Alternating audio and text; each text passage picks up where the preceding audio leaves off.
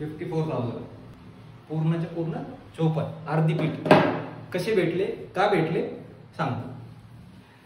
आज जर पाहिलं मार्केट झालं gap down open, gap down झाल्यामुळं काही ठिकाणी मार्केटने इथे केलं कन्सोलिडेट केल्यामुळं इथे आमचा एक सेटअप बसला। आमचे जे स्टुडंट आहेत त्यांना हा सेटअप 100% माहिती आहे। त्यानंतर अजून एक सेटअप दिलेला आहे त्यांना, त्या सेटअप मध्ये इथे ट्रेड भेटला, तिथे मी सुद्धा ट्रेड घेतला।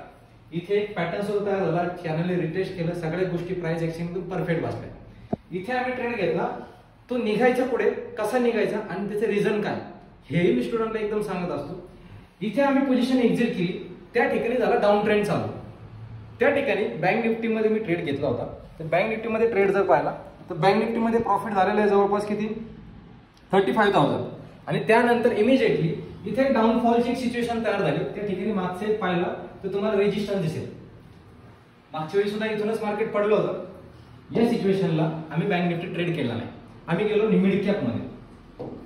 मिड कॅप मध्ये गेल्यानंतर आम्ही एकदम प्युअर आणि क्लीन सिच्युएशन भेटली, त्या ठिकाणी आम्ही एक ट्रेड मारला। या ठिकाणी मार्केटचा ट्रेंड तो झाला as it is bank Nifty मध्ये जो आपण जो प्रीमियम घेतला तसाही प्रॉफिट झाला असता। इथे पाहिला तर मल्टिपल टाइम त्यांनी काय केलं, एक रेजिस्टन्सला रिजेक्शन दिलं।